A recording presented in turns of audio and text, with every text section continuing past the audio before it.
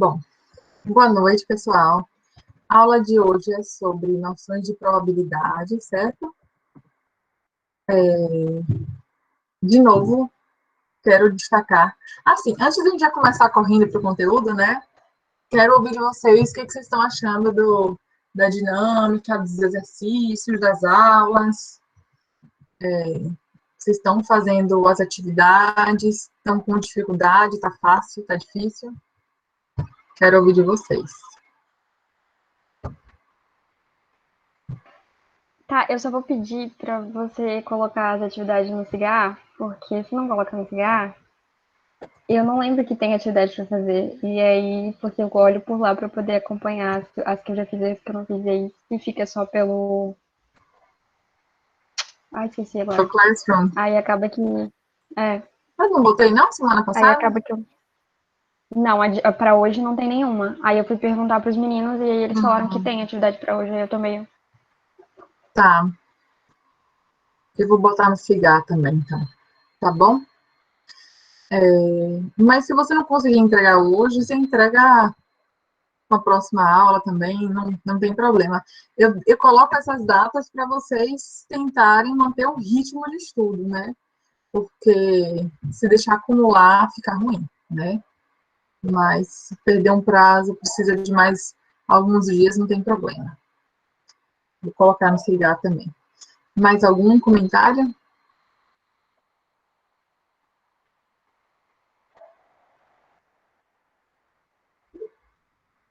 Diga, Arthur.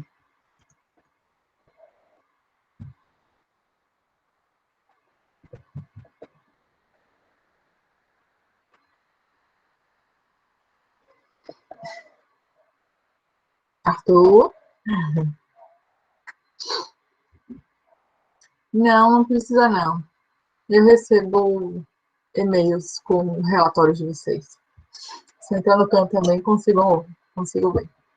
Que nem o Duolingo. Beleza.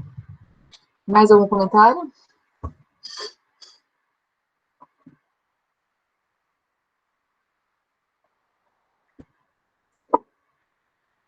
Então, Cara, eu tenho uma dúvida sobre o Khan. diga. Quando assim, eu concluo uma atividade, aí beleza, não cheguei a 100%, aí martelando nela, e isso eu vou adiando as outras, atrasando. Eu tenho um prazo, eu sei que a recomendação é até X dias, mas eu posso terminar até outro dia? Pode. É só para vocês se manterem ativos, fazendo exercício da disciplina, né? Se você passar um pouquinho do prazo, não tem problema. Viu?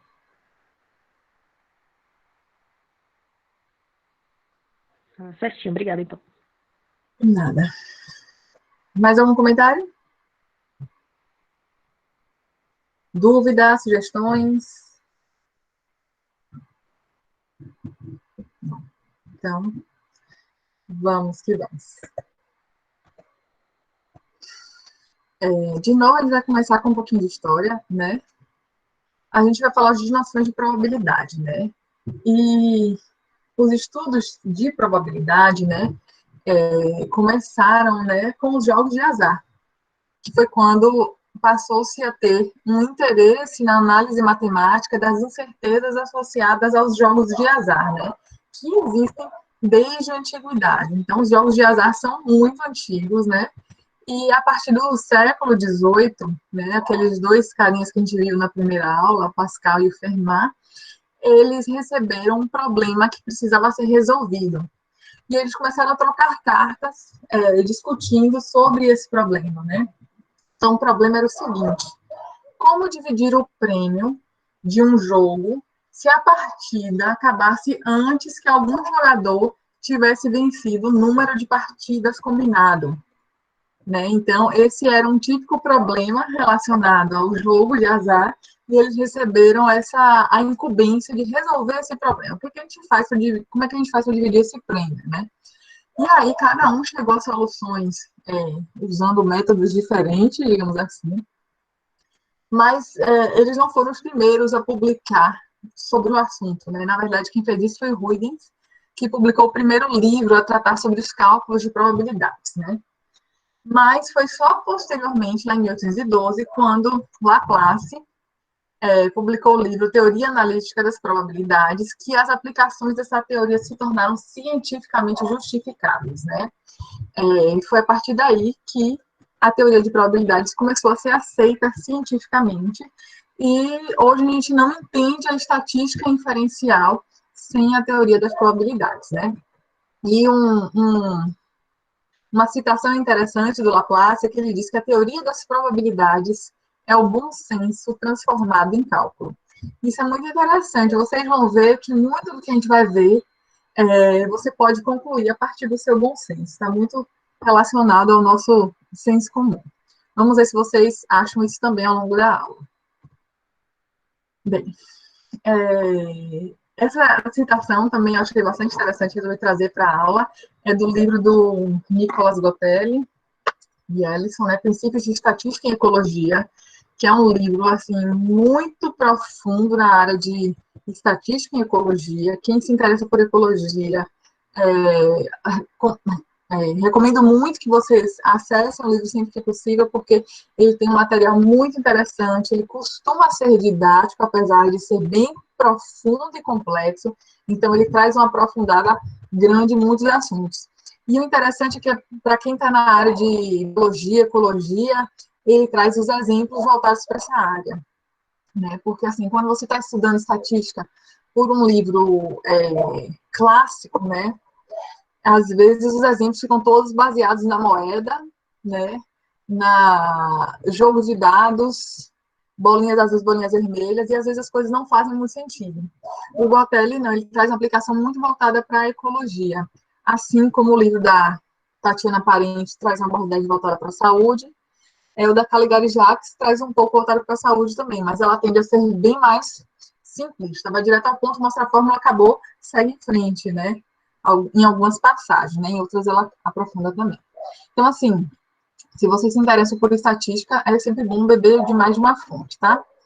Então, a citação que eu queria trazer é a seguinte, né? Que um desafio conceitual para estudantes de ecologia é traduzir seu amor pela natureza em um amor ao padrão.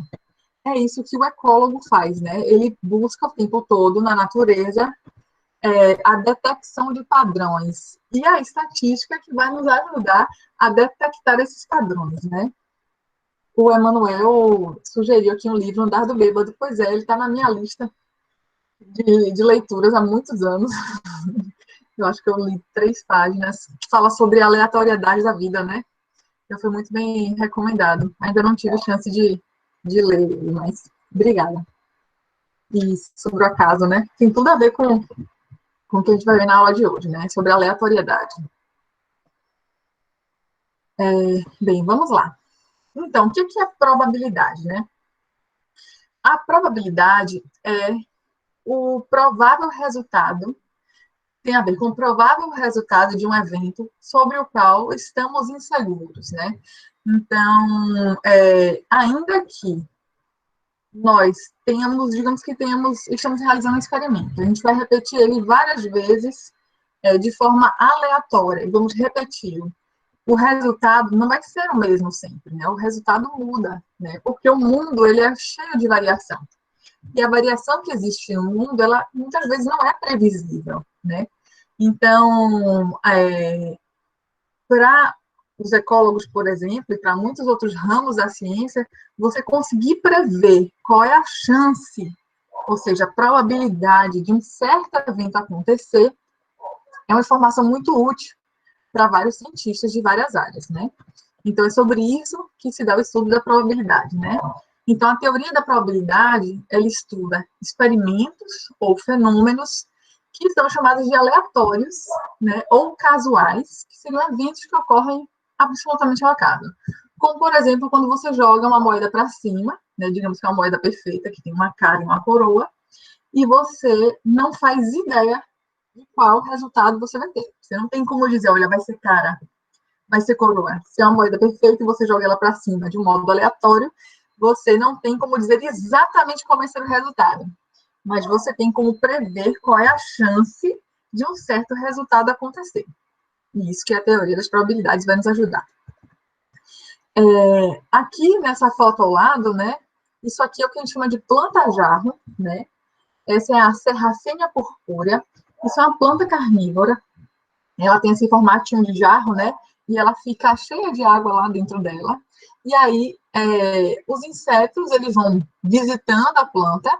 E em algumas dessas visitas, o inseto cai, ele vai se decompor ali, se deteriorar, e a planta vai se alimentar dos nutrientes.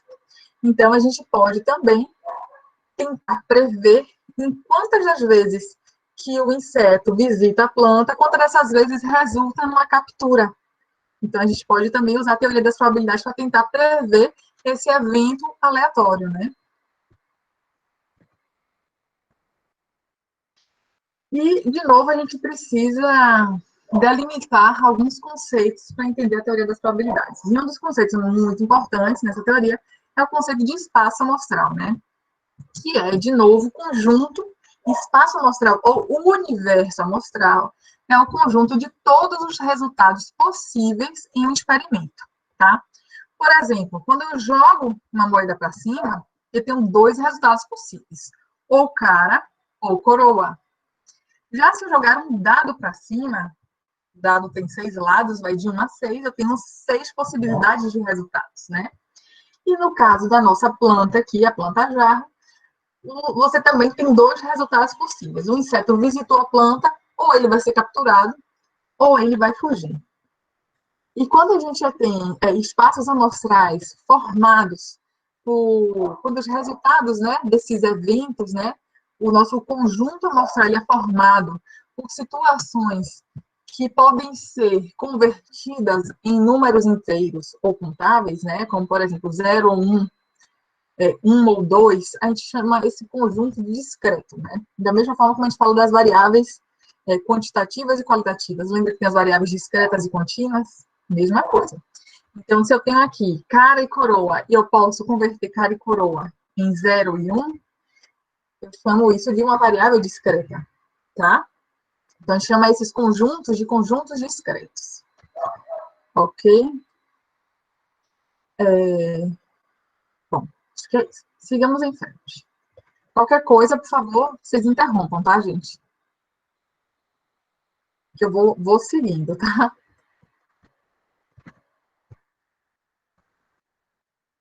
Vamos lá.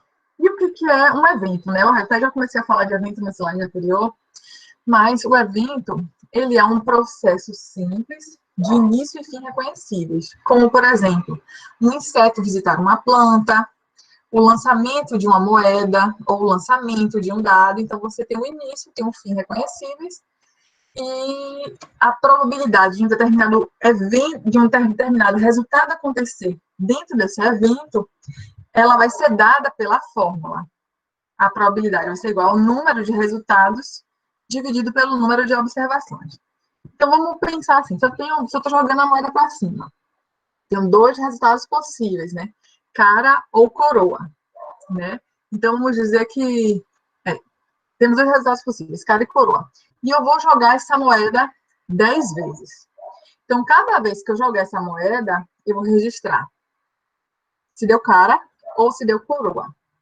Digamos que eu quero calcular a probabilidade do lançamento dessa moeda me resultar o resultado, ficou bem redundante, me dá o resultado cara. Então, eu vou jogar essa moeda 10 vezes e dentro dessas 10 observações eu vou contar quantas vezes o meu resultado foi cara. Então, se eu jogar 10 vezes e tiver 3 resultados cara e 7 resultados coroa, eu vou dizer que a minha probabilidade do resultado ser cara nessa situação, em que eu analisei 10 vezes, 10 observações, né? Ups! Ah, funciona isso. Eu até esqueci, peraí que eu... Então, vamos lá. Digamos que eu fui lá e fiz 10 observações. O, B. E dessas 10 observações eu tive 3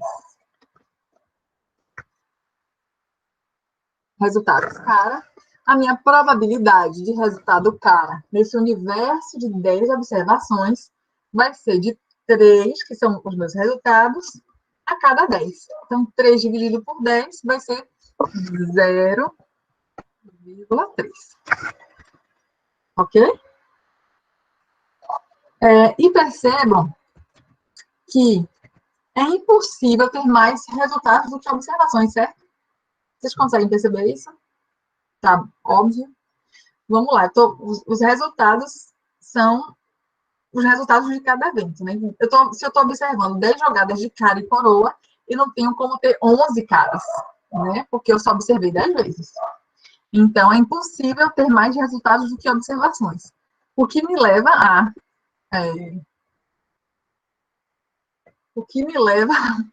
a concluir que... Só um minutinho.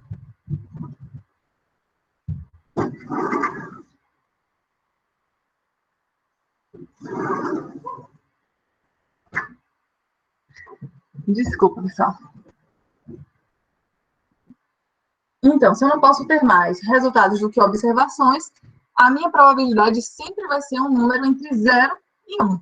Então, se eu jogar a moeda 10 vezes para cima e tiver 0 caras, e nunca da cara decorou a todas as vezes, a minha probabilidade vai ser 0. Da mesma forma, se eu jogar a moeda para cima 10 vezes e tiver cara todas as vezes, minha probabilidade vai ser 10 dividido por 10, que vai ser 1.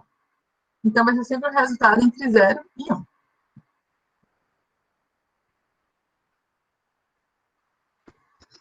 Bem, mas é importante a gente perceber que, como a gente viu nessa fórmula daqui, o valor da probabilidade de qualquer situação, né, ele vai estar intimamente associado ao tamanho do meu espaço amostral, a delimitação do meu espaço amostral. Por exemplo, digamos que eu quero calcular qual é a probabilidade do Sol nascer,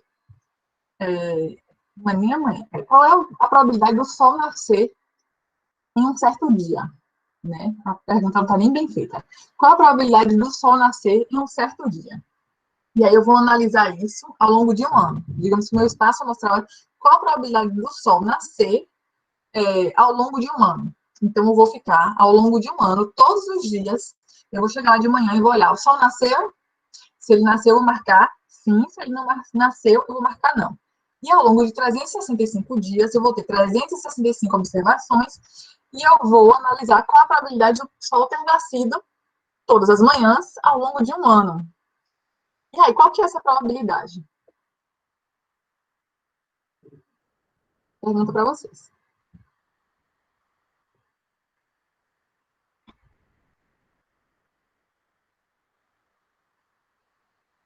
Vocês entenderam a pergunta, pessoal? 100%, tá certo, então. Pois é, né? Pode ser 1 ou 100%. As duas respostas estão corretas, né? Então, se eu fiquei lá, né? Vou treinar de novo uma das duas.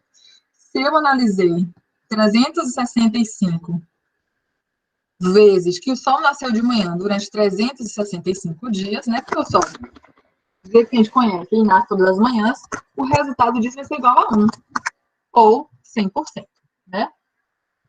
Agora, é importante que a gente lembre que o Sol é uma estrela ordinária, isso aqui é o que eu li na Wikipedia, um reator nuclear que libera energia quando os átomos de hidrogênio se fundem para formar o hélio. Após 10 bilhões de anos, todo o combustível de hidrogênio se esgota e a estrela morre. E o Sol, ele é considerado uma estrela de meia-idade. Então, se a gente digamos que a gente já viveu 5 bilhões de anos, o nosso Sol, né? Se a gente continuar observando o Sol por mais 5 bilhões de anos, pode acontecer de uma certa manhã o Sol não nascer mais. E aí, essa probabilidade, esse valor vai mudar certamente, né?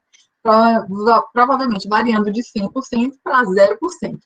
Então, os cálculos de probabilidade, eles dependem intimamente do espaço amostral que está delimitado. Isso é muito importante. Aí vocês estão já percebendo que a importância de se delimitar bem o nosso universo de interesse, o nosso espaço amostral. Deu para entender, pessoal? Não, assim, hipoteticamente, né? Digamos que ele morresse de um dia para o outro, né? E aí você começa a racionalizar os próximos dias. A probabilidade ia mudar drasticamente, né? De um momento para o outro, né? O que eu quis dizer é que depende da sua escala de observação. Se você observa o Sol durante um ano, você vai ter um certo valor. Mas se você passa 5 bilhões de anos observando o Sol, pode ser que outros padrões sejam encontrados. Certo?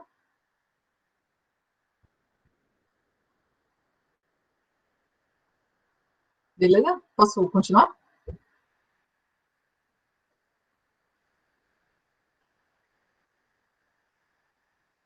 Vou seguir em frente. Qualquer coisa vocês falam de novo. Bem, então isso aqui é para mostrar, mais uma vez, que toda estimativa de probabilidade depende do espaço amostral, né? Vocês lembram lá da planta-jarro que a gente viu naquele primeiro slide, né? E aqui eu trouxe uma tabela, né? Onde toda semana o pesquisador analisava 1.000 visitas de insetos a uma certa planta-jarro, né? Então, toda semana ele analisava 1.000 insetos e contava em quantas dessas 1.000 visitas o inseto era de fato capturado. Então, aqui na semana 1, lá em junho de 1998, 10 insetos foram capturados a cada 1.000 visitas da planta-jarro. Aí, lá na semana seguinte, ele observou que foram 13. Na seguinte, foram 12, e assim por diante. E aí ele botou esse histograma de frequência, né, com a quantidade de insetos capturados a cada semana.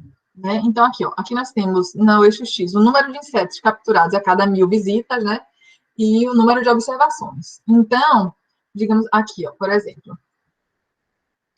quando ele tem cerca de uma vez, ele observou que os insetos eram capturados 4 ou 6 insetos a cada 1.000 visitas.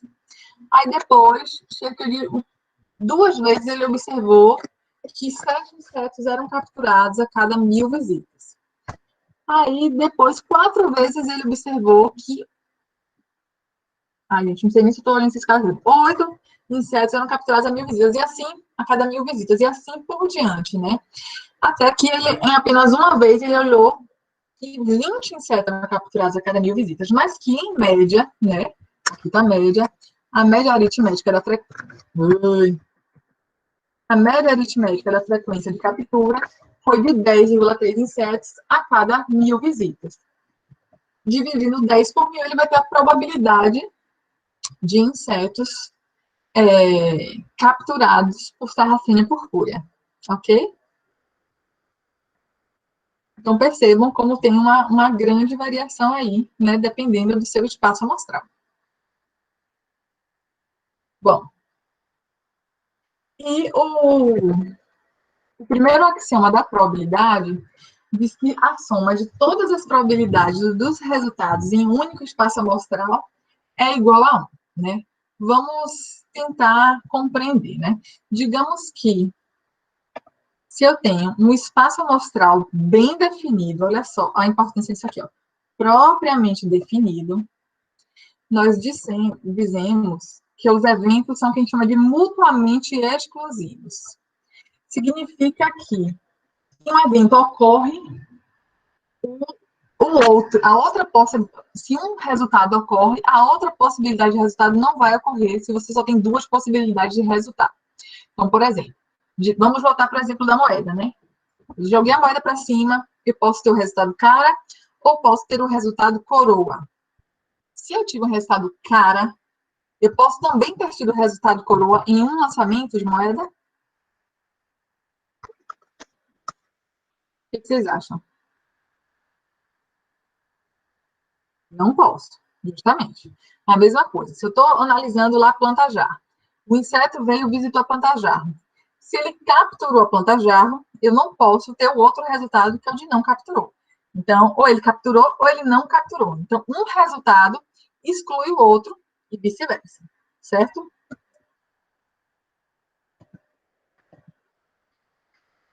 Então, digamos que eu calculo a probabilidade de captura de insetos da planta-jarro. E digamos que eu descobri que 30% das vezes que um inseto visita a planta-jarro, ele é capturado. Se ele é capturado em 30% das vezes, em qual é a proporção de vezes em que ele não é capturado?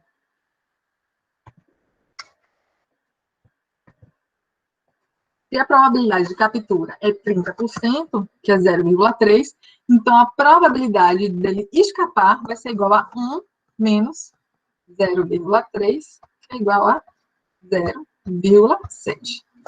Então, a soma das probabilidades dos dois resultados tem que dar 1, certo? Se eu tenho um espaço amostral propriamente definido, e se eu tenho eventos que são mutuamente exclusivos ou excludentes. Ok? E, para a gente se familiarizar com esses números aqui, com essas fórmulas matemáticas, né?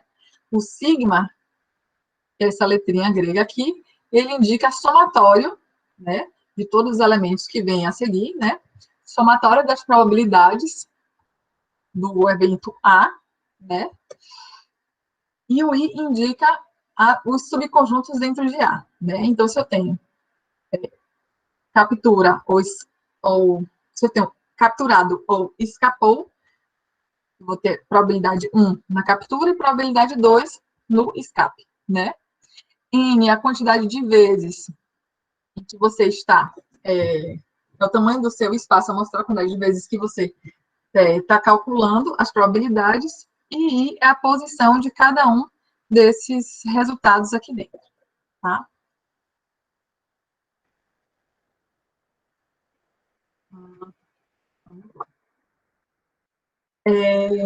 Agora a gente vai ter mais um exemplo, né, com a vida selvagem. Eu só vou trazer exemplos de biologia, gente, peço desculpas, da próxima vez eu vou tentar trazer exemplos. Na verdade, nesse slide ainda tem um exemplo da área de saúde, para não ficar tão só na ecologia, tá?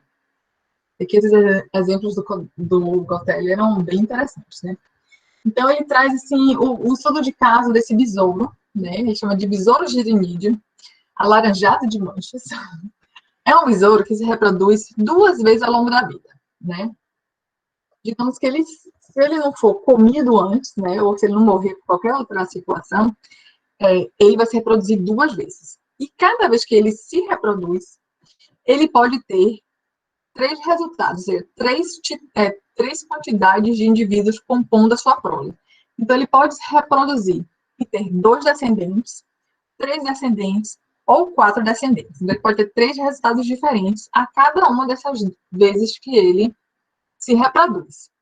Então, o seu sucesso reprodutivo, ele vai depender de 2 eventos. A primeira vez que ele se reproduzir, que a gente vai chamar de primeira prole, e a segunda vez que ele se reproduzir, que a gente vai chamar de segunda prole. E a aptidão vai ser o conjunto que a gente vai chamar de todos os resultados reprodutivos ao longo da vida desse besouro, né? Então, ele vai se reproduzir 2 vezes e a cada vez ele vai ter alguns possíveis resultados nessa reprodução. Vamos ver aqui. Olha só. Digamos que A é o nosso conjunto de aptidão, né? A vai ser igual a... A gente vai usar as chavezinhas para indicar que isso daqui é um conjunto, tá? E entre parênteses, a gente vai colocar todos os resultados possíveis. Então, o primeiro resultado vai ser 2 filhos na primeira prole e 2 filhos na segunda prole. Minha letra está horrível, né? Olha, a chavinha já sumiu. No segundo resultado, digamos que ele vai ter 2 filhotes na primeira prole e 3 na segunda. Uma outra possibilidade é que ele tenha 2 filhos na primeira prole e 4 filhos na segunda prole. Quais são os outros possíveis resultados? Vamos me ajudar aqui? Ele pode ter 3 na primeira, 2 na segunda, aí pode ter 3 na primeira, 3 na segunda, 3 na primeira, 4 na segunda, 4 na primeira, 2 na segunda, 4 na primeira, 3 na segunda, 4 na primeira e 4 na segunda. Deixa eu correr. Pronto. Esses são os possíveis resultados reprodutivos, obrigada, Arthur, ao longo da vida do nosso besourinho aqui. Então, ele tem... Vamos contar quantos resultados ele pode ter? Ele pode ter 1, 2, 3, 4, 5, 6, 7, 8, 9. Se todos esses resultados são possíveis e são todos independentes entre si e não tem chance de um ser maior do que o outro, né? Que eles têm a mesma chance de ocorrer. Qual que vai ser a probabilidade de um desses resultados ocorrerem? Digamos que ele ter 2 filhos na primeira prole e 2 na segunda prole. Qual que é a chance disso acontecer?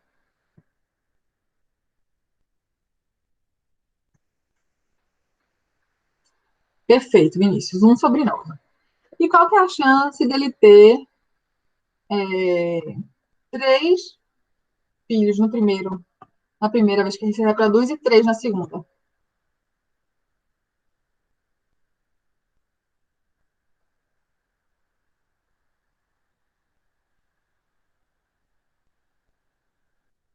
Um sobre 9 também, exatamente. Se todos esses resultados são independentes e não tem um que seja mais possível do que o outro, então todos esses resultados são equiprováveis, né? Então é 1/9 de chance de cada um deles acontecer. Vamos lá.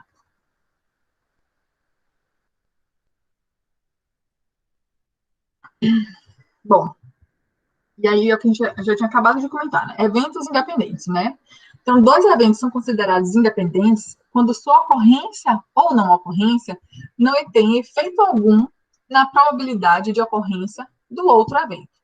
Então, se a gente tem 9 resultados possíveis, no exemplo dos besouros, e eles são independentes, a probabilidade de qualquer uma dessas situações é de 1/9, certo?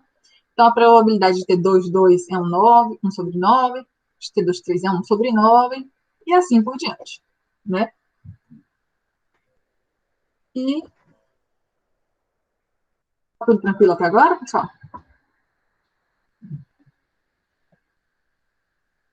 Beleza. E agora a gente vai ver um pouquinho de operações com probabilidades, tá? A gente vai ler um pouco dos conceitos aqui e depois a gente vai ver os exemplos de cada um deles, tá? Vamos lá. Quando a gente fala de operações com probabilidades, a gente pode também falar sobre eventos complexos e eventos compartilhados, né? O que seriam eventos complexos? Seriam ocorrências múltiplas, ou seja, mais de uma ocorrência de um evento simples dentro daquele espaço amostral, né? Quando a gente tem eventos complexos, né, ou seja, múltiplos eventos, eles simples. Escolhi um bem, aí eu tô aqui.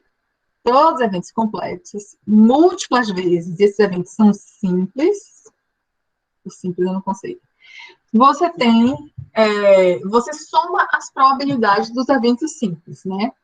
E a teoria das probabilidades usa a teoria dos conjuntos para explicar os cálculos, né? Então, seria o caso de você unir as situações, né? Então, você vai somar as probabilidades dos eventos simples. Já já a gente vai ver.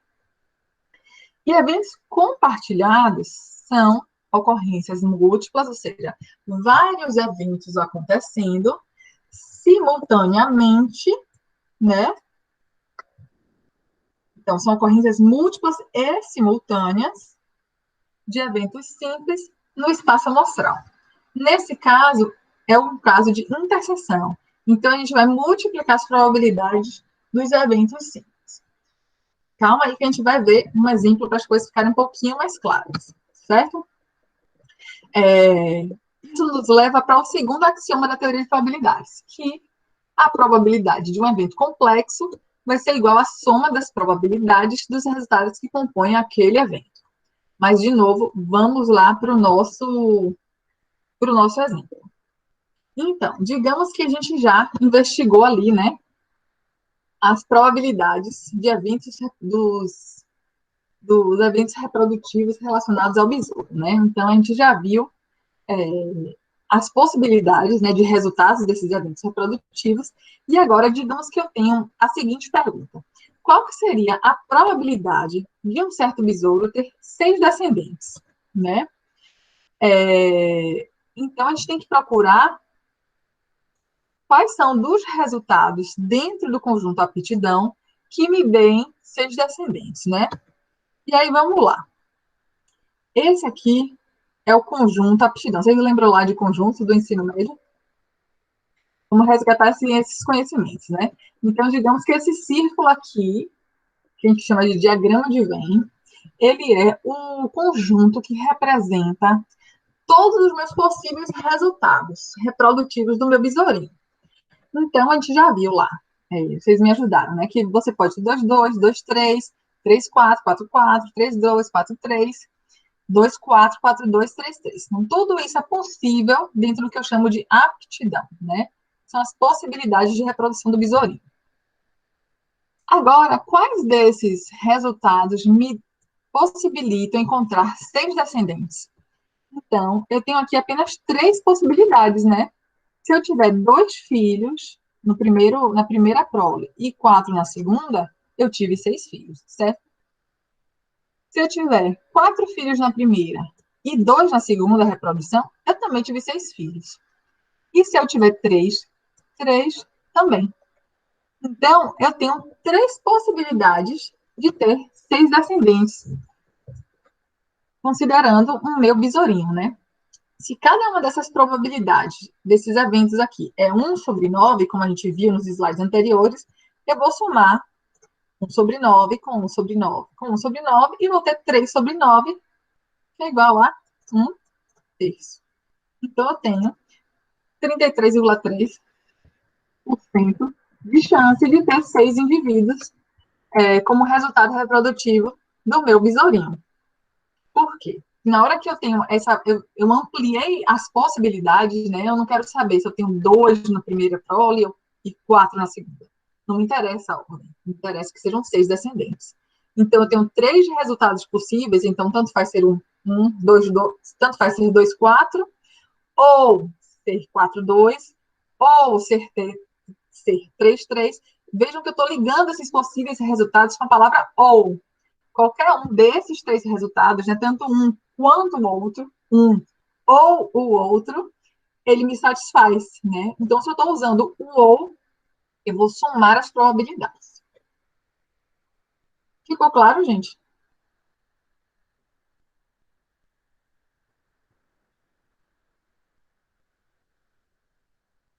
Dê um ok aí para eu poder continuar, beleza? Valeu. Se, por outro lado, eu não uso a palavra ou, mas uso a palavra e, significa que eu tenho um evento compartilhado. Eu deixei de ter um evento complexo, agora eu vou ter um evento compartilhado. E aí vamos para o nosso exemplo, né? Aqui eu trouxe o exemplo de uma lagarta monarca, né? Que ocorre, às vezes, junto com uma certa plantinha chamada de erva leiteira, né? Então, vamos lá. Nesse caso aqui, a gente tem o seguinte problema, né? Eu quero descrever quais são as probabilidades de ocorrência, ou quais são as chances de ocorrência quais são as chances de ocorrência da erva leiteira e da lagarta monarca em um certo afloramento rochoso. Notem que é muito importante essa palavrinha aqui, ó, o I, tá?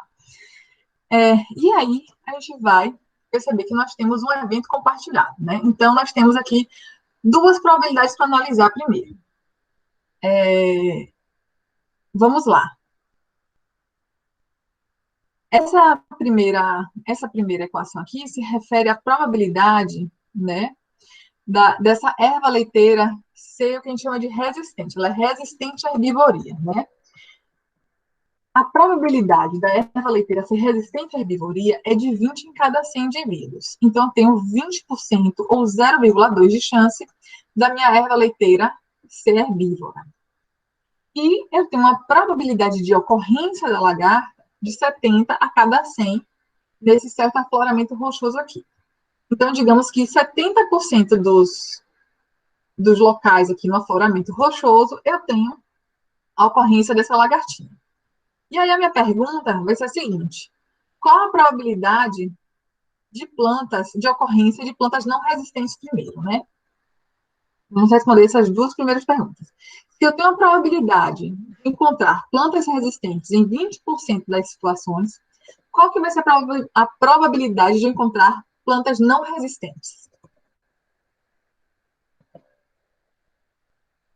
Vamos aplicar o primeiro axioma da probabilidade, que a soma das probabilidades é igual a? É 0,8, né? Que é 20% ali, é 80%. Exato. Então, se a soma das probabilidades é igual a 1, e eu tenho 20% de ocorrência de plantas resistentes, então 80% das plantas não serão resistentes, certo? E qual que é a chance de eu não encontrar lagartas? É de?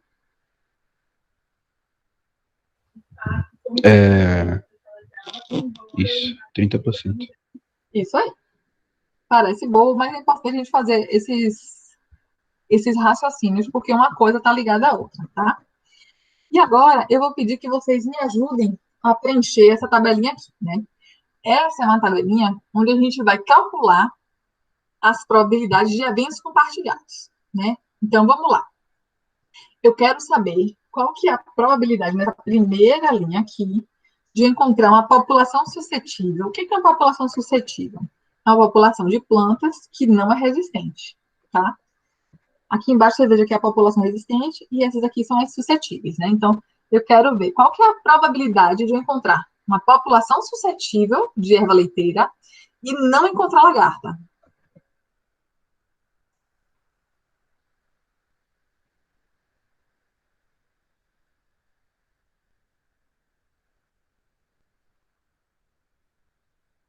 Vocês querem que eu volte no slide aqui?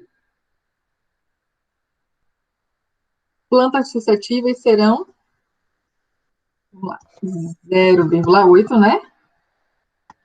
Ave Maria, que horror. Vou até passar uma borracha. Ah, tem borracha aqui também. Eu tenho que voltar para fazer caligrafia. Caligrafia no notebook.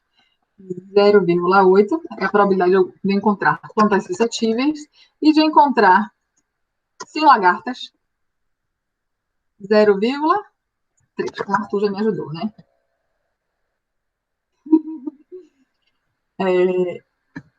E aí, como que eu calculo esse evento compartilhado?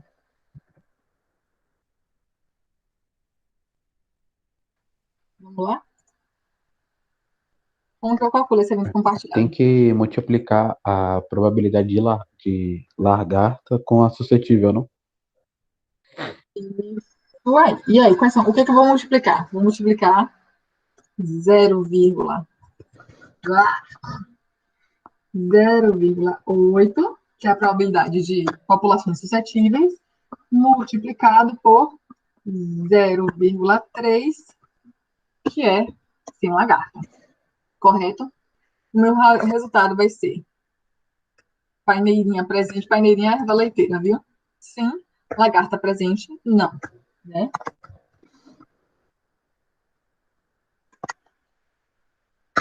Que estranho esse sim, não. Sim, não. População suscetível com lagarta. Ah, tá. Vamos lá. População suscetível com lagarta. Como é que eu calculo isso? A primeira é 0,24. Saí. Vinícius. Multiplicando. Muito bem, garoto. Agora, qual é a probabilidade de população suscetível com lagarta?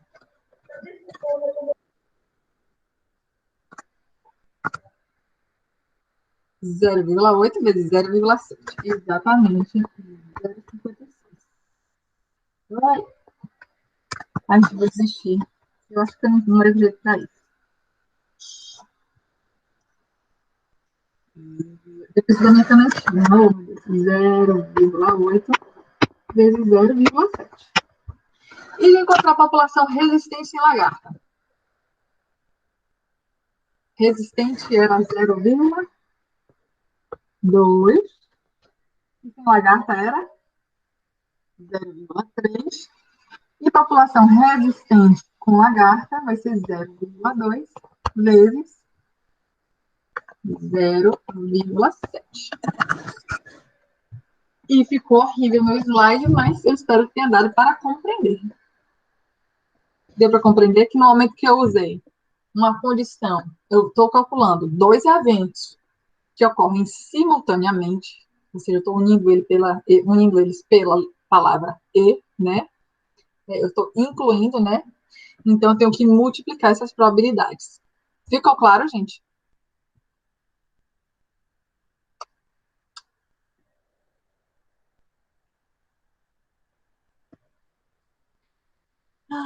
Já estamos chegando ao fim. Vamos lá. E já no finzinho da nossa aula, nós vamos falar um pouquinho sobre probabilidade condicional, né? Bem, a probabilidade condicional, ela é quando a probabilidade de um certo evento depende da condição em que ele está sendo considerado, né? Isso é muito usado para testar associação entre variáveis, por exemplo, né? Vamos lá, essa tabelinha aqui ela é bem interessante, do Caligari-Jacques. É uma tabelinha que mostra a incidência de baixo peso ao nascerem recém-nascidos, lá em Pelotas, no Rio Grande do Sul, em 1982. Então, era uma época, né, que ainda não se falava muito sobre fumo durante a gravidez, provavelmente, né? Então, eles fizeram uma análise de qual que era a incidência, né? Ou seja, quantas vezes acontecia baixo peso em recém-nascidos, de acordo com o uso de cigarro, de fumo pela mãe durante a gravidez. E aí eles chegaram nos seguintes resultados, né? Então, se a mãe era fumante e o bebê nascia com baixo peso, sim, aí eles contavam nesse espaço aqui da tabela, né? Então, foram contados 275 crianças que nasceram com baixo peso, filhas de mães fumantes. Por outro lado, 2.144 crianças nasceram sem baixo peso em mães fumantes. Já no caso de mães não fumantes, tivemos 4.496 crianças que não tiveram baixo peso e 300 crianças que tiveram baixo peso, mesmo quando as mães não eram fumantes. Aqui tem os totais, e aí ele calculou a probabilidade de baixo peso dividindo se tinha baixo peso pelo total, né? Por exemplo, nesse caso, 275 dividido por 2.419, que deu 0,11, e 311, né? Baixo peso aqui para não fumantes, por 4.400, por 4.807. E deu esse valor aqui. Então, quando a gente analisa essas duas probabilidades, que conclusão que a gente pode tirar? Se mães fumantes têm 11% de chance de terem bebês com baixo peso e mães não fumantes têm 6% de chance de terem filhos com baixo peso, a gente pode concluir o quê? Aumenta em quase 5% a chance de nascer com baixo peso se fuma. Praticamente dobra a chance, né? Porque de 6% para quase 12%, é quase o dobro de chance de você ter um bebê com baixo peso quando a mãe fuma durante a gravidez, certo? Então, isso é bem interessante analisar esse tipo de situação testando associações entre variáveis, né? Então, dá para fazer inferências sobre isso. E a partir disso é possível depois usar testes para poder identificar se essas diferenças são significativas ou não. Então, tem outros testes posteriores que podem ser aplicados, além, lógico, quando você analisa as probabilidades, você já tem uma análise que é objetiva da questão, né? Então, você já tem um apontamento de que o fumo na gravidez aumenta a chance de um bebê nascer com baixo peso, mas você pode testar depois com outras ferramentas estatísticas se esse aumento é significativo ou não, certo? A gente vai ver isso em aulas posteriores.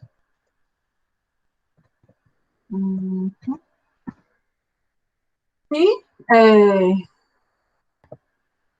essa parte aqui, eu fui lá para... É o seguinte, a gente tem abordagens bem diferentes entre os livros, eu queria até compartilhar isso com vocês, porque eu acho bem interessante, né? O livro da Caligari-Jacques, ele vem e bota as fórmulas, apresenta a situação e segue em frente. Já o Gotelli, não, ele tenta trazer uma explicação mais matemática, usa teoria de conjuntos, etc., para poder explicar como é que as coisas funcionam, né? Então, eu vou trazer aqui o que tem lá no livro do Gotelli para vocês pensarem aí e, enfim, se aprofundarem se quiserem, né? Então, quando o Gotelli fala sobre probabilidade condicional, ele traz que ao calcular a probabilidade de um evento complexo, né, se a gente tem informações sobre um resultado daquele evento, você deve modificar as estimativas das probabilidades de outros resultados. Então, o que ele quer dizer com isso? É quando você tem eventos que não são independentes entre si. Você já sabe o resultado de um certo evento, então o cálculo da sua probabilidade deve levar em conta aquele resultado que você já encontrou, tá? Então, as estimativas atualizadas de probabilidades são chamadas de probabilidades condicionais, e nós escrevemos da seguinte forma: a probabilidade do evento A, dado esse símbolo aqui, dado o evento B, seria a probabilidade onde você tem a interseção de eventos A e B dividido pela probabilidade de B. E aí, quando a gente pensa, né, vamos decompor um pouco aqui essa fórmula, né? Se você tem, você quer saber qual é a probabilidade do evento A, dado que o evento B já ocorreu, né? Então, qualquer resultado que vai vir depois disso tem que levar em consideração um espaço amostral onde A e B coexistam. Por isso que você tem a probabilidade da interseção entre A e B, né? E a partir daí, o denominador P de B, probabilidade de B, é o espaço amostral de eventos restringidos para os quais B já ocorreu, né? Então, você divide por B, porque B já aconteceu. Enfim, é só para a gente ficar aí na cabeça pensando um pouco sobre essas probabilidades condicionais, né? E tem também uma métrica que eu achei bem interessante, que, voltando para Calegari-Jacques, que é um Professora, conceito de risco. Diga, eu não entendi o slide anterior. vamos voltar então. A Vamos senhora pode voltar. exemplificar? Eu acho que talvez com um exemplo fique mais claro. Vamos tentar. Você tem razão em ter trazido um exemplo para essa. Eu acho que a gente pode pensar utilizando isso daqui. Vamos ver se com esse slide aqui a gente compreende melhor. Percebam, deixa eu apagar até isso aqui.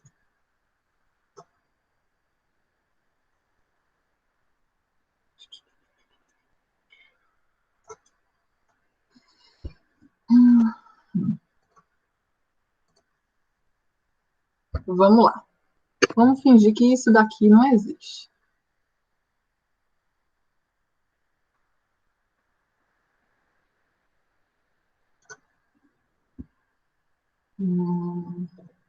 E vamos lá pegar a forma.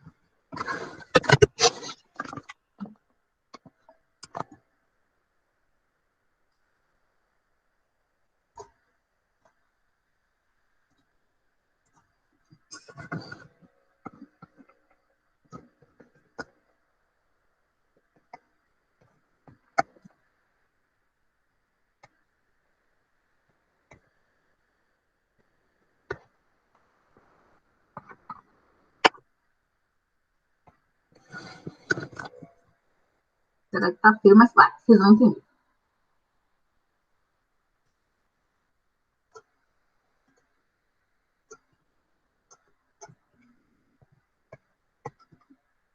Botei a fórmula aqui, tá? Vamos lá, vou pegar isso de novo.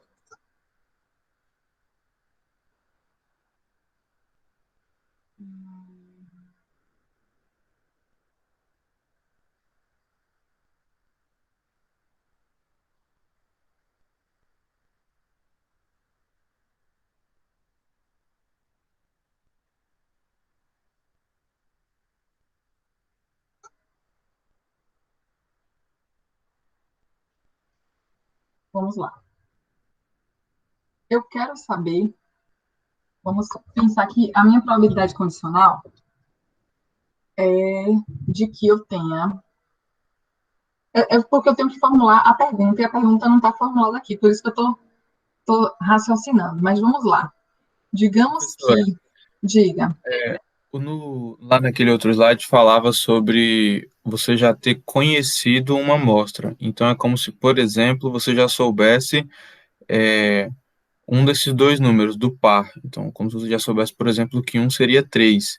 E aí, Uhum. no que isso iria afetar o resultado. Eu acho que foi isso. Hum, interessante. Sim, sim, realmente ele falou isso. De repente, a gente pode fazer o seguinte: qual que é a probabilidade de eu ter? Ah, excelente, fantástico, vamos lá. Qual que é a probabilidade de eu ter 6 descendentes, dado que o meu primeiro filho já foi 3, né? Compreender a pergunta? Qual a probabilidade? Vamos calcular aqui a probabilidade condicional de que eu tenha 6 filhos, sendo que o meu primeiro já foi 3, né? Então, a probabilidade de eu ter 6 filhos, que vai ser isso aqui, o evento A vai ser 6 descendentes, dado o evento B, que é o primeiro filho ter sido, ai, tá horrível isso, ter sido 3, né? Então, a minha probabilidade de A, dado o evento B, né, que isso aqui já aconteceu, vai ser a probabilidade da interseção de A com B, né? Então, digamos que é isso aqui. O meu conjunto, A interseção B, é esse aqui que está já circuladinho, né? Correto, gente? E ainda teremos isso aqui também. Peraí, rapidão, rapidão. Oi. Na verdade, os outros dois você vai descartar. Os outros dois que Exatamente. estão no conjunto. Então, é isso aqui. A probabilidade de A inter B, né, de que eu tenha 6 filhos, dado que o meu primeiro filho é 3, são todas as probabilidades de que eu tenha o primeiro filho 3, né? Então, vai ser o primeiro filho 3 e o segundo Professora, 3.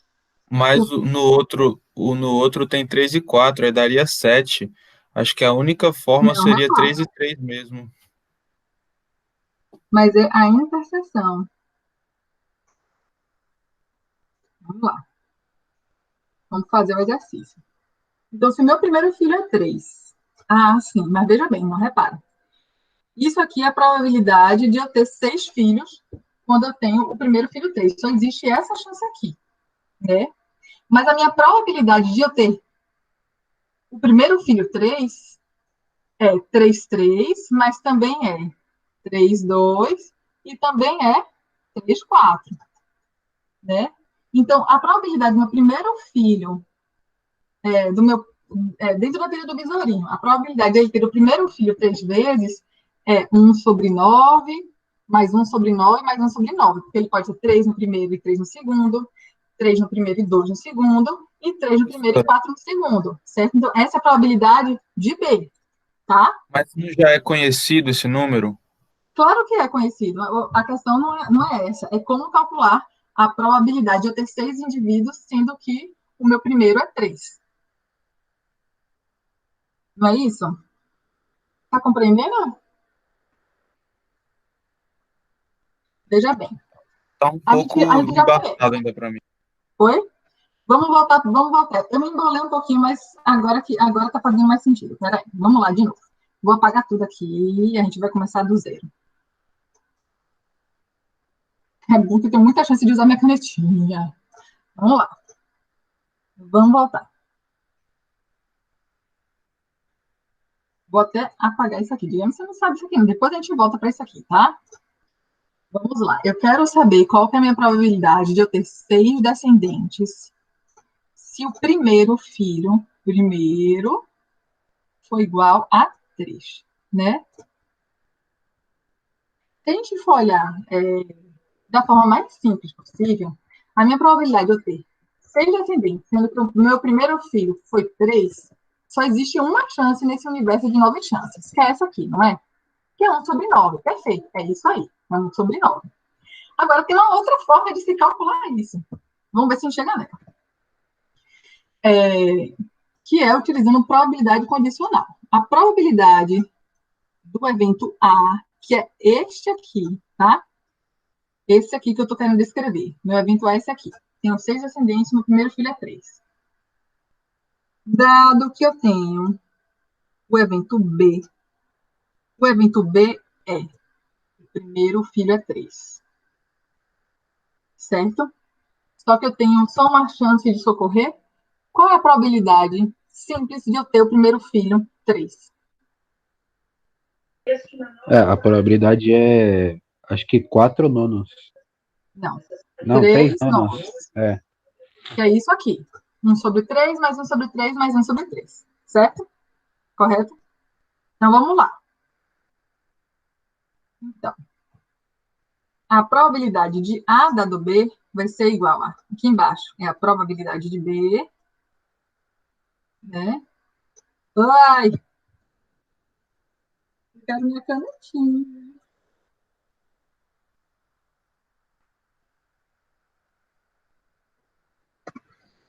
Mais fácil. Vamos lá. C sobre B é igual a 3 nonos, né? A inter B, né? Qual é a probabilidade de A inter B, né? Ou seja, a probabilidade de A dado, repara, a probabilidade de A inter B é, a probabilidade de A é o quê? Que é 6 ascendente dado primeiro um terço, é essa aqui, né? É só essa daqui. Agora, A unido a B é essa daqui, incluindo isso daqui também. Mas aí vai ficar igual? Embolou. Não, mas aí vai ficar, tipo, em cima vai ficar, acho que é 1/3 vezes 3 nonos, dividido por 3 nonos.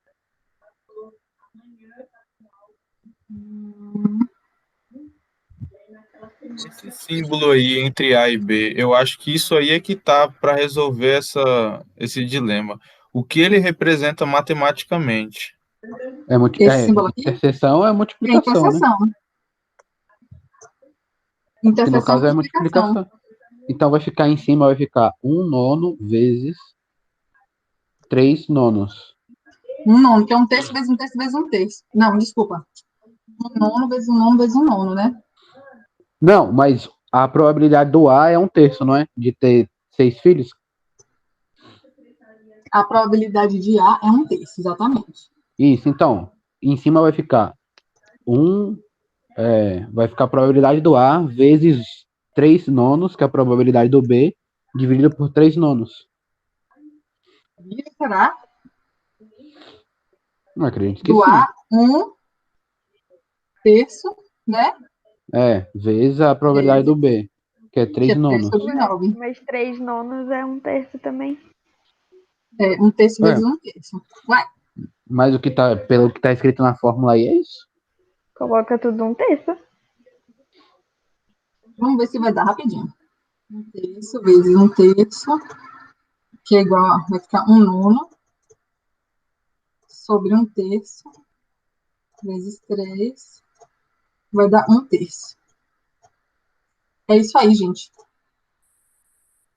No fim, deu certo. Mas Tá a esculhambado, probabilidade não é um nono? mas deu certo, deu certo. Hã? A Porque, probabilidade não é veja, um a gente já nono? sabia, desde o começo, que a probabilidade de você ter 3 descendentes, né, era de 1/3, não é? Porque você tem 3 chances de você ter um nono, mais um nono, mais um nono, que é 1/3, correto? Sim. Mas o que eu tô falando é o seguinte, a probabilidade de ter 6 filhos, sendo que você já conhece o primeiro número, sendo 3, a probabilidade é de um nono, não é de um terço. Por Não isso é que de eu um acho que nono, Emanuel, é de 1/3. Se você já tem o primeiro filho, você sabe que ele só pode ter uma dessas 3 opções. Ou ele vai só ser pode 6, ter ou ele uma vai ser opção. 7, ou ele vai ser 5. É 1/3. A partir É do isso que eu momento não que tô você já entendendo. sabe, a partir do momento que você já sabe qual que é a primeiro, Já você deu vai bom. diminuir as possibilidades. Você não aumenta, você diminui. Agora você só pode ter 6, 7 ou 5. 1/3. Mas se. Não, agora eu acho que eu entendi. Mas eu tô falando o seguinte: para ser 6 descendentes, se o primeiro é 3, o segundo tem que ser necessariamente 3. Então só seria uma opção No das nono, 9. exato. Não, porque você diminui as possibilidades. Agora você só tem 3 opções, porque você já sabe que só tem 3 que começa com 3. O Ô, resto Mas Emanuel. é o que com eu tô 2, com falando é o 4. resultado final. Ô, Emanuel, o negócio é o seguinte: para dar 3 filhos, São 3 possibilidades. 2, 4, 3, 3 e 4, 2. Você já sabe que o primeiro é 3. Então, qual a probabilidade de você ter 6 filhos se você já sabe que o primeiro é 3? 1/3. Porque dentro daqueles 3, o único que tem 3 filhos primeiro é o que tem 3, 3. No caso, é 1 Entendi. sobre os 3. Entendi. Valeu, Arthur. Eu me embolei, mas vocês se Eu falei a entenderam no mesma final. coisa que o Arthur e você entendeu quando o Arthur falou. Hahaha. Ó, o mansplaining. Gracinha. Foi mal, Leila. Acho que é que eu tô acostumado, eu converso mais com o Arthur, acho que eu tô acostumado mais o jeito dele explicar. Ô, Ban em Leila, você, Manuel. Ban em você. ó, eu acho assim que às vezes a gente ouve a mesma coisa e às vezes faz mais sentido na voz de outra pessoa, simplesmente porque a pessoa mudou às vezes a ordem de falar a coisa, isso acontece também. Mas vamos evitar o mansplaining, por favor, tá? Mas brincadeiras à parte, uma coisa que foi muito bacana agora, que todo mundo interagiu um pouquinho e aí vocês acabaram chegando juntos aqui nessa confusão da probabilidade condicional. Em todo caso, da próxima aula, me comprometo a trazer um exemplo um pouquinho mais ilustrativo, né? Para a gente poder discutir em sala de novo, beleza? Combinado? Eu até coloquei a explicação aí do Gotelli, mas os meninos explicou de uma maneira muito mais fácil, né? Com certeza, com certeza. Mas depois, se alguém quiser consultar lá no acervo. E eu vou apagar essa... Gente, agora que eu tô olhando, eu escrevo muito mal, né? Vamos lá. Vou apagar tudo da tinta do slide. Acho que eu não vou continuar nessa tentativa. Bem, chegando ao final, né? É prática, Catarina, já já melhora. Ah, tomara que Deus lhe ouça. Mas eu sou péssima no quadro também. Quando eu escrevo no quadro, as pessoas têm dificuldade de entender também. Eu acho que eu só faço digitar agora e desaprender a escrever. Vamos lá. O último conceito da aula de hoje é o conceito de risco relativo, tá? Que é a razão entre duas probabilidades condicionais. Por exemplo, entre pessoas com e sem um certo fator de risco, né? Aqui ele dá o exemplo, né, também da área da saúde, a partir dessa tabelinha aqui, onde você tem os cálculos da probabilidade de nascimento de crianças com síndrome de Down, associada à idade materna, né? Então, perceba, aqui nessa primeira, na parte de cima da tabela, você tem as idades da mãe, né? 25 a 29, 30 a 34 e 44 ou mais. Ele vai comparar a idade mães com mais de 44 anos com mães de 25 a 29 anos, né? E aqui tem a frequência de ocorrência de filhos com síndrome de Down, né? Então, quando a mãe tem de 25 a 29 anos, a frequência de ocorrência é de um bebê com síndrome de Down a cada 1.050 nascimentos. Já com mais de 44 anos, a frequência aumenta para 1 a cada 30 bebês. Gente, é muito alto. Que assustador. Então, a probabilidade vai de 0,001 para mães de 25 a 29 anos para 0,033 para mães com mais de 44 anos. O que ele chama de risco relativo nada mais é do que você dividir essa probabilidade aqui de mães com mais de 44 anos, de 1 sobre 30, com a probabilidade de mães de 25 a 29 anos. Então, ele divide as probabilidades e acha o valor de 33,3. Esse valor de risco relativo significa que mães com mais de 44 anos, elas têm 33 vezes mais risco de ter filhos com síndrome de Down do que mães de 25 a 29 anos. Tá? Então, esse também é um cálculo bem interessante para analisar a correlação entre fatores de risco na área da saúde, tá? E associação entre variáveis, né? Bem, pessoal, a aula de hoje era sobre isso, tá? As atividades vão ser de novo. Ou vocês vão fazer os exercícios de parente da unidade 4 do capítulo Cálculo de Probabilidade, tá? A unidade 4 é enorme da parente, então é só a parte de cálculo de probabilidade da unidade 4. Ou vocês vão fazer o mapa conceitual da aula, ou vocês vão fazer os exercícios da Academia Khan, que esses eu ainda vou recomendar. Confesso que ainda não recomendei. E a outra atividade é ler pelo menos um dos seguintes capítulos, né? Caligari, Jacques, Gotelli ou Parente. Bem, era isso, pessoal, que a gente tinha para conversar hoje. Se vocês têm mais alguma colocação, sugestão, se estiverem enjoados de fazer mapa conceitual, exercício do campo, estou aberta a ouvir sugestões, né? Professora, Eu tô um adorando exemplo, o exercício do campo. Ah, que bom, Joyce. Que bom. professora, Tem gente que odeia, né? Mas que bom Meu que feriado todo fazendo, e aí dava 50%, aí eu ficava, não acredito, aí eu ficava, não, a gente vai fazer 100% aqui. que bom, que bom. Alguém mais vai comentar algo? professora, Diga, Manuel. tem um exemplo muito legal no livro Andar do Bêbado sobre essa questão de alterar uma das variáveis num conjunto. Eu não estou lembrando agora do exemplo total, mas eu vou dar uma olhada no livro. É um exemplo bem interessante que aconteceu, não sei se foi na década de 60, não sei, em um programa de TV, de tipo, você fazia escolhas e aí você podia ganhar um carro. E aí essas escolhas elas poderiam ser, elas eram alteradas, né? Eles induziam você a alterar suas escolhas para ou mexer só para mexer com a cabeça, né? E aí uma mulher publicou um artigo falando sobre a probabilidade era mudada naquele programa. Eu acho que é um exemplo bem legal. Traga pra gente. Pessoal, se vocês tiverem problemas estatísticos da vida de vocês, tragam também para a aula para a gente tentar discutir, de repente resolver, pensar sobre isso, viu?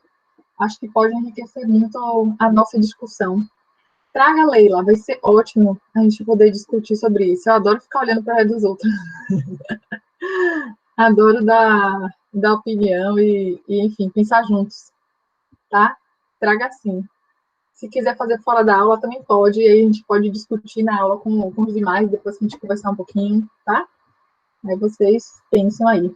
Hoje mesmo nós temos meia hora ainda sobrando. Se você já quiser falar,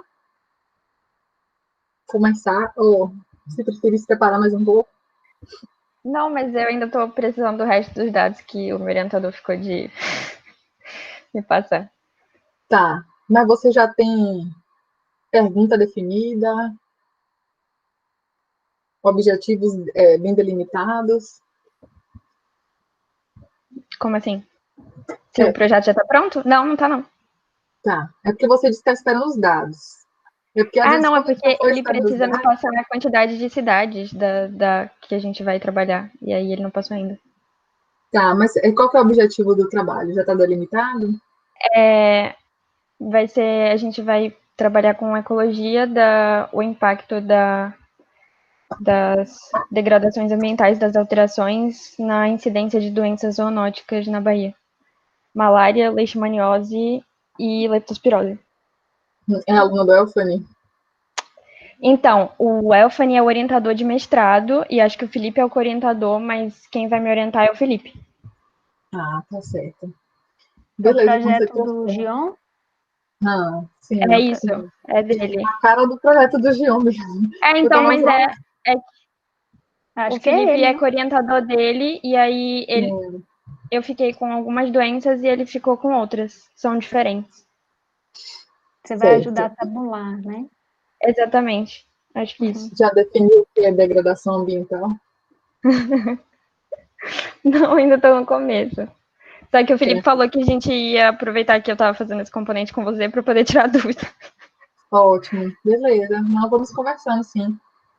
Vão pensando aí sobre isso, que é muito importante definir o que vai ser degradação ambiental, o que vai ser variável, né? Coisas importantes para você já ir pensando. Quais são suas variáveis qualitativas? Quais são suas variáveis quantitativas? O que você acha que faz sentido correlacionar, né? Variável qualitativa com quantitativa, quantitativa com quantitativa, quali com quali. Isso é muito importante de ir definindo. Quais são as suas perguntas e o que faz sentido analisar. Porque, assim, é muito comum a gente ver, olha, tem esse monte de dado aqui, vou fazer teste de tudo, e aí depois você vê que não faz sentido nenhum aquele monte de teste. Né? Você vai ficar gastando seu tempo se estressando e não vai levar lugar nenhum. Então, é importante esse planejamento inicial, né? O que a literatura me diz que vale a pena eu correlacionar? Qual que é a melhor variável para eu coletar, né? Para isso tem um exercício muito interessante que se chama Transforme sua pergunta num gráfico. Eu nem dei aula sobre isso, né? Mas acho que é muito, muito, muito importante para qualquer pessoa que está estudando estatística. É transformar sua pergunta em um gráfico. A gente faz esse exercício em elaboração de projetos de pesquisa, metodologia da pesquisa. Sempre faço isso com os alunos. Que é o seguinte. Primeiro passo, qualquer projeto de pesquisa, a coisa mais importante que tem é qual é a sua pergunta, né? E na sua pergunta, você tem que ter bem delimitado. Então, até que se duvidar, eu tenho aqui uns slides sobre isso, não vai demorar de eu encontrar. Na sua pergunta, você tem que delimitar muito bem. Qual é o universo de interesse, que foi o que a gente até viu na aula de hoje, né? Qual que é o espaço amostral? Qual é o seu interesse, de modo geral? Então, o universo de interesse é isso. Você está falando aí já das doenças tal, tal e tal, malária, não sei o quê, degradação ambiental. Degradação ambiental onde? No sul da Bahia? Por seguro? No Brasil? Delimitar. Qual que é o seu universo de interesse? Muito importante. E na sua pergunta, você já vai pensando quais são as variáveis que representam aquelas grandezas sobre o mundo que estão presentes na sua pergunta. Por exemplo, que variável palpável, né? Como é que você vai medir degradação ambiental? O que representa a degradação ambiental para você? É uma variável, por exemplo, proporção de Mata Atlântica em Porto Seguro? Digamos, 70% de cobertura de Mata Atlântica em Porto Seguro vai ser a sua variável para representar a degradação ambiental. Então, digamos que cobertura da Mata Atlântica seja uma variável que você pode ter uma porcentagem relacionada a ela. Então, uma variável quantitativa que varia de 0 a 100. Então, delimitar essas coisas é muito importante. E, a partir disso, a gente transforma a nossa pergunta num gráfico. Não sei se eu viajei muito aqui e falei e se vocês não entenderam nada, mas esse é um exercício que eu acho interessante de fazer, tá? Para todo mundo que tiver projeto de pesquisa e precisa fazer análise estatística, viu, Luca Barbar? Como é que fala seu nome, Luca? Seu sobrenome? Warwar. Warwar? Viu, Luca? Vai pensando aí nessa pergunta, transformar essa pergunta no gráfico, né? Muito importante. Eu queria ver se eu achava aqui algum slide que eu usei com vocês, Michelle, na metodologia da pesquisa. Eu até olhei aqui no Siga, mas não está postado, não. Acho que você só deu a aula para nós. Não postei, não. Não achei aqui, não. Até olhei aqui no Siga. Tem só o de Quali. Tá. Professora, Foi. eu tenho uma dúvida, mas é fora do contexto da aula. Não sei se a senhora viu um decreto que foi publicado, acho que pelo governador semana passada, sobre a volta das aulas de ensino superior, que foi autorizado. Você tem alguma novidade sobre a UFSB com relação a isso? Infelizmente, não tenho novidade nenhuma. Gostaria até de ter. Eu acho que é difícil que a gente volte para o presencial tão cedo, viu? Eu vi no jornal hoje uma notícia falando que o governador, em outro estado, não era nem Bahia, acho que era no Rio de Janeiro, que ele ia discutir sobre a volta às aulas com os professores, né, para decidir caso a caso. Mas eu realmente não sei como que está a situação aqui na UFSB. Não apareceu nada nos grupos ainda, mas assim que tiver, eles vão discutir isso em colegiado e a gente vai trazer para vocês, né? Se tiver novidade, eu falo. Mas não sei de nada, não. Tá? Vocês querem uma microaula de delineamento? Deve estar todo mundo cansado, querendo ir embora.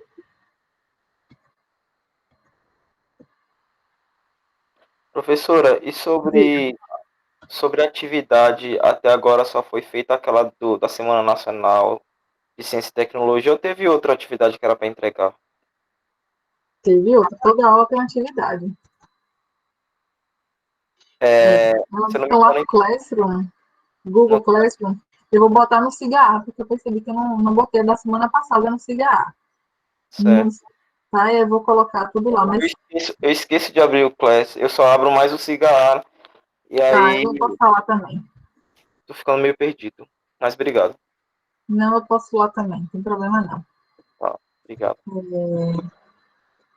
Oi. Oi, quem tá falando?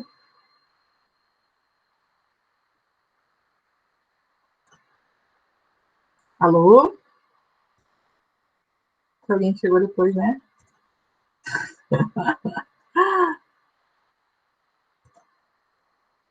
Então, vem, pessoal.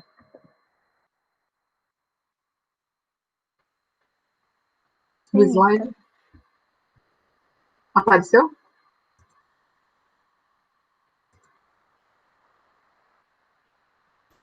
Apareceu.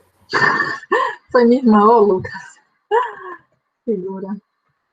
Ó, vou falar rapidamente sobre transforme sua pergunta em um gráfico, hein? Já que a gente acabou cedo. Especialmente para a Leila e demais que tiverem projetos de pesquisa, né? Vamos lá. O que é muito importante quando a gente está fazendo qualquer projeto de pesquisa, né? É a parte do que a gente chama de delineamento amostral, que é o planejamento da sua pesquisa. É muito comum que ninguém faça essa parte. Pessoas, especialmente que não entendem nada de estatística, não fazem isso. Então, elas vão para o campo, coleta, e aí depois vai atrás de estatística e fala, olha, eu tenho esse monte de dados, por favor, me ajude a lidar com eles. Isso é muito comum. E isso não é uma prática das mais interessantes, porque, primeiro, não é econômica você sair coletando um monte de informações esperando que elas lhe revelem algum padrão, né? E, às vezes, se você não tiver um bom delineamento, não vai ter técnica estatística boa o suficiente que dê conta do seu problema, porque te faltou planejamento, né? E uma ferramenta muito útil para isso é esse de transformar sua pergunta num gráfico. Então, no momento em que você tem um projeto de pesquisa, você está planejando o que você vai fazer na sua pesquisa, a primeira coisa que se define é a pergunta, correto? E você precisa partir da sua pergunta sobre o mundo para o gráfico, tá? Então, a sua pergunta, ela tem que ter grandeza sobre o mundo, né? Por exemplo, essa pergunta daqui é uma pergunta bem simples, né? É sobre a predação explica as diferenças na abundância de caracóis em diferentes lugares do Porto da Barra. Então, é uma pergunta que relaciona o fenômeno de predação com a ocorrência de caracóis no Porto da Barra. Perceba que essa minha pergunta tem bem delimitadas as grandezas sobre o mundo que eu vou analisar. Ou seja, que variáveis eu estou coletando sobre a natureza ou sobre o mundo, né? Então, predação é a grandeza sobre o mundo e a abundância de caracóis são as duas grandezas que eu vou analisar e relacionar na minha pesquisa. E o meu universo de interesse seriam os caracóis do Porto da Barra, que o meu interesse aqui é sobre eles. E aí eu tenho que, a partir dessas minhas grandezas, encontrar quais são as variáveis mais adequadas para trabalhar sobre elas, né? Então, por exemplo, quando eu falo em abundância de caracóis, tem várias formas de contar a abundância de caracóis, né? De medir isso. Por exemplo, eu posso traçar um transecto e contar quantos caracóis tem lá. Ou eu posso definir uma parcela e contar quantos caracóis tem lá. Ou eu posso simplesmente ir até comerciantes locais e verificar quantos caracóis eles foram coletados por esses comerciantes. E aí eu preciso ter conhecimento suficiente, conhecimento teórico suficiente, para entender quais dessas variáveis são boas e quais delas são ruins. E digamos que eu defini que caracóis por transecto e caracóis coletados por comerciantes locais não são duas variáveis. Pela literatura, o mais interessante é eu definir parcelas e contar caracóis ali. Então, definir que eu vou representar a abundância de caracóis a partir da quantidade de caracóis numa certa parcela. E, igualmente, para medir predação. Eu posso medir de várias formas, mas eu preciso encontrar na literatura, no meu embasamento teórico, qual é a melhor forma de definir predação, tá? E eu vou partir, então, para a montagem do gráfico. E aí, para a montagem do gráfico, eu geralmente vou ter a forma mais simples de se relacionar coisas com esse gráfico cartesiano, onde eu tenho no eixo X o que a gente chama de fator ou variável independente, que é o que varia independente dos processos que você está analisando, e o meu eixo Y, que é a minha variável resposta, que é a variável que eu imagino que depende do meu fator, tá? E aí, neste caso, do nosso exemplo, o que varia de forma independente, eu acredito que são os predadores, né, que a predação está influenciando a abundância de caracóis, né?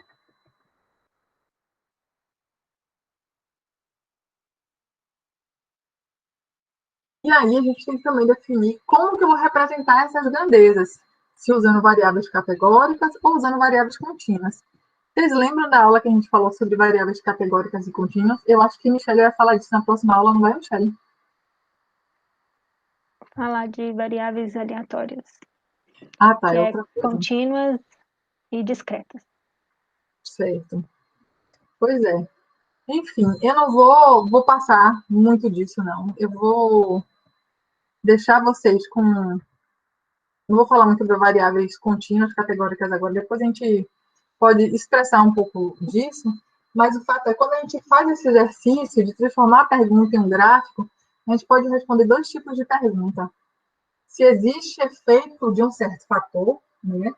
Digamos aqui que, por exemplo, eu estou representando aqui locais com predação e sem predação, e estou medindo as abundâncias dos caracóis, e vejo, olha, quando não tem predadores, eu tenho mais abundância. Então, sim, existe efeito do fator predação sobre a abundância de caracóis. Esse é um tipo de pergunta. É uma pergunta onde a resposta é do tipo sim ou não. Tem efeito do fator? Não tem efeito do fator. Mas eu posso estar interessada em uma caracterização mais complexa. Eu não quero só saber se tem influência do fator. Eu quero saber como que é a relação entre o fator e a minha variável de interesse. E aí, nesse caso, eu percebo que, à medida em que aumentam os predadores, eu tenho uma redução linear na abundância de caracóis na parcela. Percebam que são perguntas parecidas, mas, ao mesmo tempo, diferentes em sua abordagem.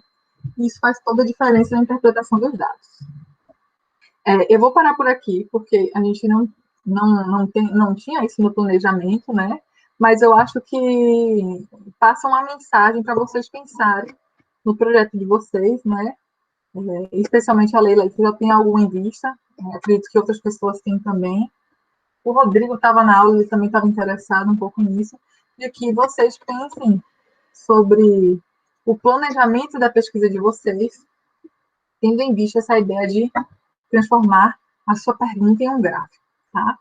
E em outro momento a gente pode retomar isso de forma mais profunda, se vocês acharem interessante, tá bom?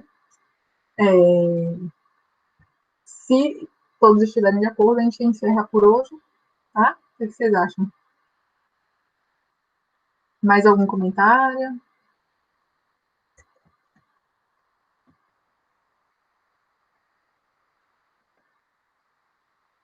Ok? Não? Só que eu não sei se você falou no início, né, professora, que para transformar num gráfico, as variáveis têm que ser quantitativas, né? Que ela qualitativas, elas não vão gerar, né, essa forma de gráfico, né? Porque vai ter Na que ser verdade. objetivo. Então, coloque sim. Esse último ou o primeiro? A recomendação do CAN eu vou fazer ainda, viu, Ítalo? Aí eu mando lá no grupo de WhatsApp. Tá, eu coloco sim, Leila. Então, isso que a Michelle trouxe, de que precisa ser quantitativa, na verdade, você tem dois tipos de variáveis, né? As variáveis quantitativas, vamos voltar aqui, né? E as variáveis qualitativas, que podem ser categóricas, né? É o que a gente chama de, por exemplo, cor, sexo, tratamento, são chamadas de variáveis categóricas, mas elas também podem ser aplicadas nos gráficos, né? Por exemplo, quando eu tinha aqui, diferente das contínuas, que são aquelas variáveis que você mede usando os números reais, né? Como, por exemplo, peso, que pode ter 60,54 quilos, né? Agora, no caso de variáveis categóricas, né? Você vai ter sexo masculino e feminino, cor azul, rosa, vermelho, né? Percebam que as categóricas, elas são discretas, né? Elas têm categorias, são qualitativas também.